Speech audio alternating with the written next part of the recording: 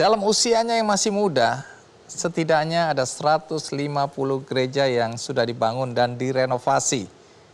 Kenapa dia melakukan hal ini dan apa alasannya? Mari kita sambut Albertus Gregoritan. Iya, Greg, apa kabar? Baik. Sehat? Sehat. Silakan duduk, Greg. Oke. Berapa usiamu sekarang? 31. 31 tahun. Aku dengar ketika kamu masih remaja, perusahaan orang tuamu ambruk, bangkrut, gara-gara krisis moneter 1998 ya. Bisa cerita apa yang terjadi saat itu? Jadi memang pada saat itu saya masih SMP. Lalu ya usaha papa memang di bidang percetakan pada saat itu. Jadi memang betul-betul habis dan meninggalkan hutang cukup banyak. Jadi kami betul-betul yang dulunya punya kantor yang cukup besar, akhirnya harus pindah ke rumah semuanya. Dan betul-betul mulai lagi dari nol dengan hutang yang begitu banyak.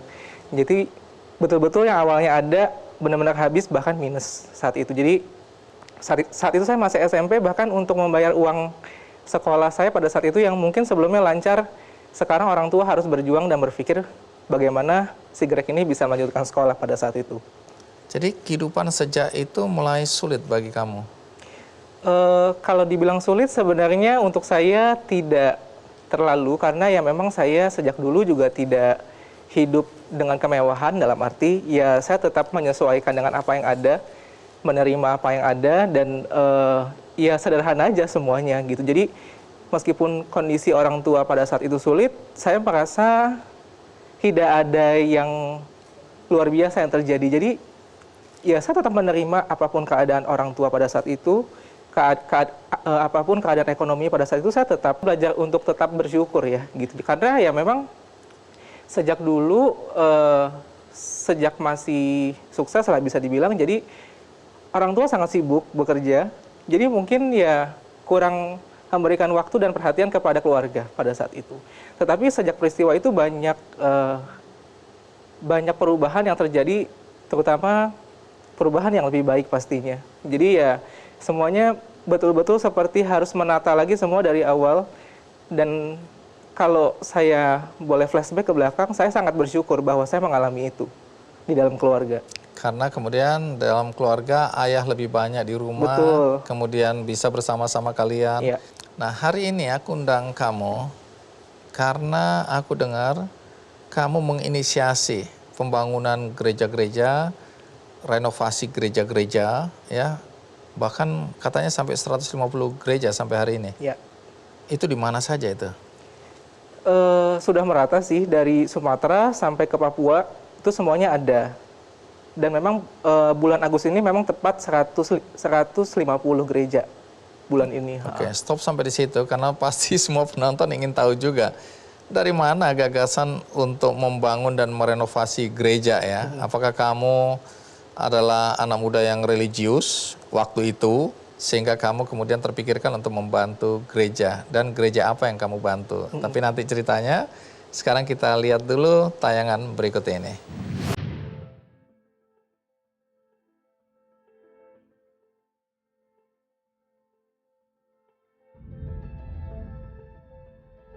Dulu awalnya ya saya sebenarnya nggak pernah merencanakan atau akan menduga bahwa akan seperti ini ya. Jadi awalnya memang saya ingin pergi ke daerah di luar Jawa, hanya maksudnya pada saat itu adalah untuk hiburan gitu ya. Lalu ya ternyata di tempat itu ya saya diajak pergi ke sebuah tempat yang memang secara ekonomi memang sangat sulit gitu ya. Jadi memang di bawah garis kemiskinan lah bisa dibilang. Ya saya sebenarnya datang ke tempat itu sebenarnya hanya untuk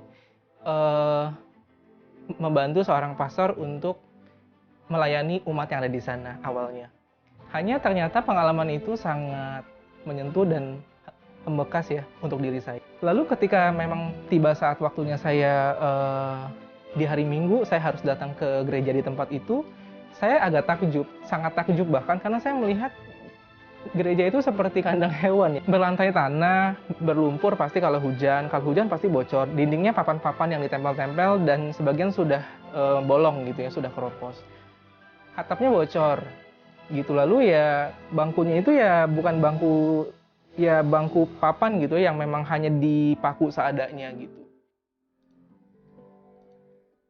Albertus Gregory Tan, pemuda berusia 31 tahun yang menjadi inisiator Gerakan Peduli Gereja Katolik.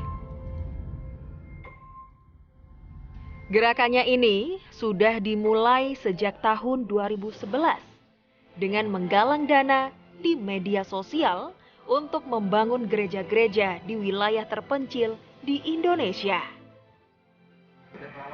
Di usianya yang masih muda saat itu, tidak mudah bagi Greg mengawali gerakannya ini sampai ia pun hampir putus asa. Rencana Tuhan tak ada yang mustahil. Gerakan yang ia inisiasi ini pun semakin masif dan telah menjadi sebuah yayasan yang bernama Vinea Dei. Melalui yayasan Vinea Dei, Greg dan timnya tidak lagi terbatas pada membangun gereja secara fisik. Kini, mereka berfokus pada pendidikan anak-anak Katolik yang ada di pelosok Indonesia. Sampai sekarang, sudah ada 150 gereja yang dibangun dan 40 anak yang dibiayai pendidikannya. Greg berharap yayasannya ini bisa menjadi oase dan sumber air untuk membantu banyak orang yang membutuhkan.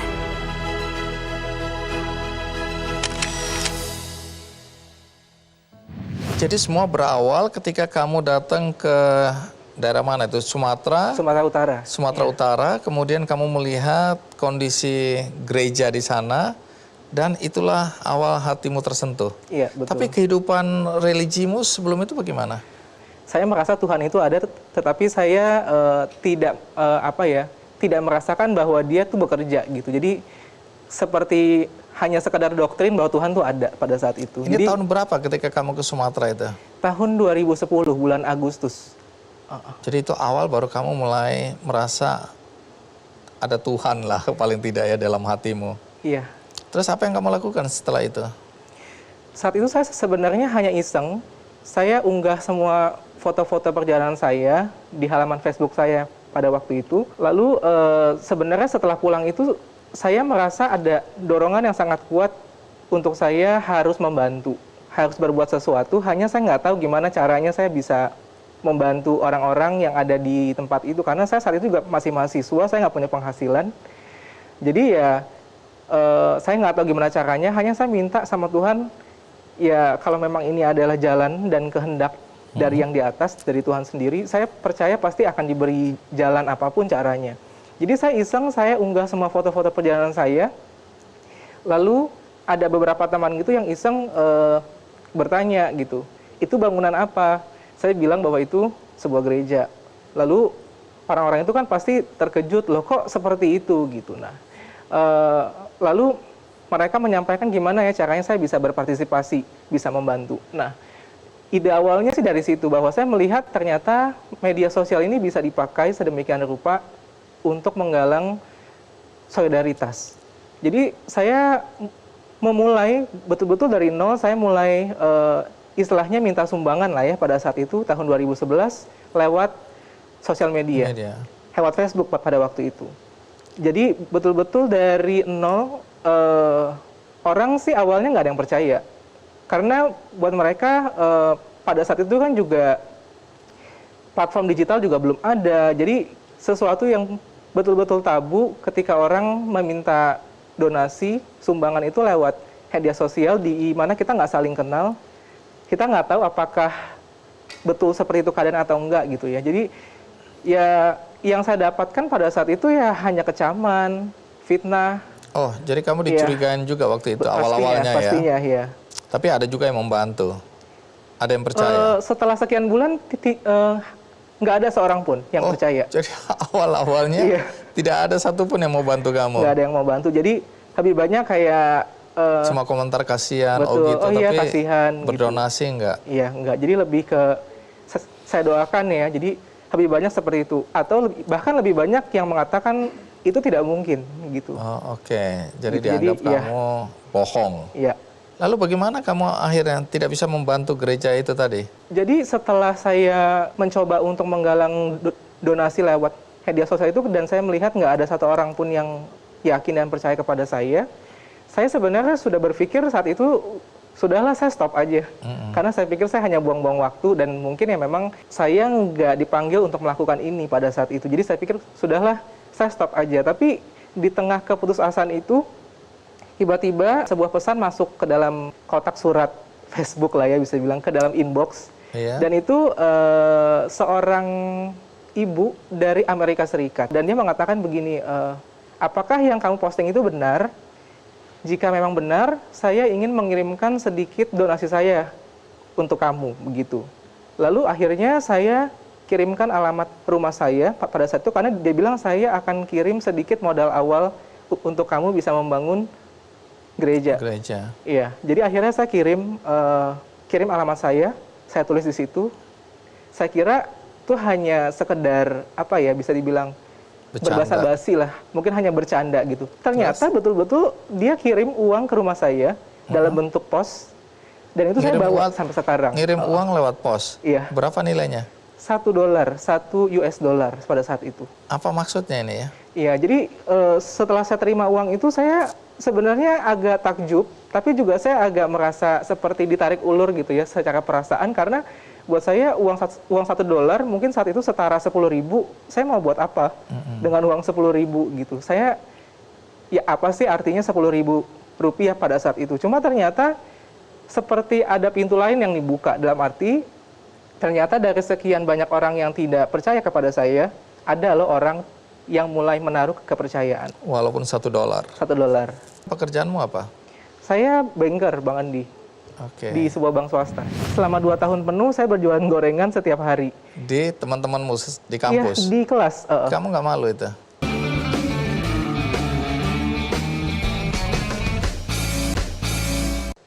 Greg, aku mau flashback kembali sedikit karena ada perjalanan hidupmu yang mungkin bisa menginspirasi banyak orang. Kan banyak juga keluarga yang sekarang ini di tengah pandemi, yang usaha orang tuanya bangkrut, orang tuanya kena PHK, kemudian kehidupannya berubah total. Dari yang enak jadi susah lah, kira-kira begitu. Nah, ketika sulit dalam kehidupan orang tuamu dulu, walaupun kamu menganggap tidak sulit, tapi aku dengar kamu ikut membantu untuk biaya sekolahmu ya. Itu bagaimana ceritanya? Jadi memang saya masuk ke Universitas Indonesia selama lulus selama 4 tahun pas. Itu memang sebagian biayanya dibantu oleh beasiswa. Tetapi karena memang biaya hidup, karena saya harus kos pada saat itu, saya biaya kosan, lalu saya harus makan dan lain-lain, itu kan semua butuh biaya pada saat itu. Jadi hampir setiap hari lah ya pada waktu itu saya berjualan gorengan di kampus. Jualan gorengan? Iya. Dari mana kamu dapat gorengan itu? Jadi memang biasanya di kampus itu memang selalu ada orang yang istilahnya memasok lah makanan, karena begitu banyak kegiatan kampus dan begitu banyak mahasiswa yang berjualan pada saat itu. Jadi saya ikut ambil selama 2 tahun penuh, saya berjualan gorengan setiap hari. Di teman-temanmu di kampus? Iya, di kelas. Kamu nggak malu itu? Enggak ya. Memang pada saat itu saya berpikir karena memang saya masuk di Fakultas Fisip yang semua mahasiswanya itu sungguh-sungguh apa ya, multicultural lah bisa dibilang. Datang dari berbagai latar belakang dan kebetulan di kelas saya adalah satu-satunya mahasiswa yang memang berlatar belakang keturunan bisa dibilang gitu. Jadi orang-orang mengejek saya ada dalam arti si Greg memang karena warga keturunan jadi memang cari duitnya dengan berjualan. Insting gitu. bisnisnya jalan terus. Iya gitu. Jadi cuman ya saya pikir ya karena saya bisa menghasilkan dan penghasilan itu setiap bulan saya bisa buat untuk bayar uang kosan saya dan makan minum saya selama sebulan. Jadi orang tua betul-betul lagi tidak mengeluarkan biaya pada saat itu. Jadi kamu sudah bisa mandiri dengan jualan gorengan ya. Sekarang kembali ke 150 gereja yang kamu bangun dan renovasi ya. Bagaimana menemukan gereja-gereja yang perlu direnovasi dan kapan saatnya kamu menggalang dana untuk membangun gereja? Kalau di daerah, terutama yang di daerah pelosok ya, yang di pedalaman itu memang saat ini hampir semua orang yang ada di daerah, terutama yang memang punya kebutuhan untuk membangun gereja mereka itu pasti sebenarnya sudah tahu tentang kegiatan saya. Jadi mereka pasti akan Lewat kontak mana atau mereka hubungi tahu? saya. Lewat media sosial atau Lewat dari media mulut ke mulut? sosial, lalu dari mulut ke mulut pastinya, karena di daerah kan jarang ada media sosial. Jadi pasti dari cerita ke cerita, orang akhirnya banyak tahu dan akhirnya Minta akan bantuan. memberi informasi, ya betul, bahwa saya perlu dibantu. Sekarang kamu udah punya yayasan ya? Betul. Namanya apa tadi? Yayasan Viniade, Artinya apa itu? Kebun Anggur Tuhan. Kebun Anggur Tuhan. Ini bersama beberapa teman, siapa yang terlibat di dalam yayasan ini? Saat ini ada 41 orang muda semua yang sebaya saya. Ini volunteers, ini relawan? Ya, semua Nggak dibayar? 100% volunteer dan tidak dibayar sampai hari ini. Jadi betul-betul mereka bekerja melayani di dalam yayasan ini, tidak dibayar, di samping kesibukan mereka, semuanya sudah bekerja kebetulan. Jadi betul-betul menyisihkan waktu yang mereka punya untuk bisa berbuat. Begitu. Baik, sekarang bagaimana mekanismenya nih? Kalau ada yang membutuhkan bantuan Greg dan teman-teman untuk merenovasi atau membangun gereja, itu bagaimana caranya? Kebetulan kan kita memang sekarang kan mencari dana itu kan lewat crowdfunding. Jadi memang sudah ada satu website khusus dan aplikasi untuk orang berdonasi sekaligus orang mengajukan bantuan. Jadi mirip dengan benihbaik.com gitu. Jadi mirip dengan itu cara kerjanya, hanya memang kami betul-betul melakukan survei sampai ke lokasi, melihat langsung apakah itu benar atau enggak, kondisinya seperti itu. Lalu semua sungguh-sungguh dilakukan assessment ya, bisa dibilang. Sampai akhirnya kita setuju untuk mau membantu untuk menggalang dana. Oke, jadi orang-orang yang berdonasi itu dari kalangan mana aja? Dan dari daerah mana? Semua orang yang sampai hari ini saya nggak kenal siapakah orang-orang baik itu yang selama ini mendukung kegiatan saya, dan dari mana saja, seluruh Indonesia, bahkan dari luar Indonesia, dan juga dari berbagai agama. Gitu. Jadi memang lintas agama, karena memang berangkat dari keprihatinan yang sama, mereka melihat bahwa ternyata masih banyak saudara-saudara mereka yang untuk berdoa saja tidak layak. Gitu. Jadi memang betul-betul berangkat dari kemanusiaan juga sih. Jadi memang tidak melihat agamanya apa, mereka tergerak untuk bantu ya. Walaupun membantu. agamanya berbeda tetap membantu. Betul, ya. Kalau kita lihat memang rumah-rumah ibadah yang tadi dibilang gereja, itu dari atap rumbai, gedek gitu-gitu ya. Itu orang nggak percaya bahwa itu gereja ya. Dan itu kamu ubah ya. Kamu renovasi atau bahkan bangun baru. Berapa dana terbesar yang pernah terkumpul untuk satu pembangunan gereja atau renovasi? Terakhir itu untuk satu pembangunan itu saya dan teman-teman bisa menggalang sekitar 1,5 miliar biasanya. Kalau untuk yang cukup besar ya. Tapi kebanyakan di daerah itu kan memang kita tidak berusaha untuk membangun sebuah tempat ibadah yang mewah, tetapi betul-betul yang sederhana tetapi layak untuk dipakai. Jadi kebanyakan yang kami bantu juga tidak ada yang mewah. Jadi memang semuanya sederhana, layak dipakai, nyaman dipakai, jadi memang secara biaya tidak terlalu besar, Bang Andi. Ke depan apa ada rencana untuk mengembangkan kegiatan sosialmu ini? Saat ini kami juga sedang fokus untuk mulai membidik anak-anak didik, anak-anak sekolah di daerah yang memang sungguh terpencil dan butuh bantuan, karena memang sangat banyak anak-anak yang tidak sanggup untuk melanjutkan pendidikan. Kita coba support biaya pendidikan mereka sampai ke perguruan tinggi. Nah, itu juga akan menjadi salah satu fokus yayasan ini ke depan. Selain untuk memperbaiki bangunan fisik, kita juga mulai masuk untuk memperbaiki manusianya sendiri. Terima kasih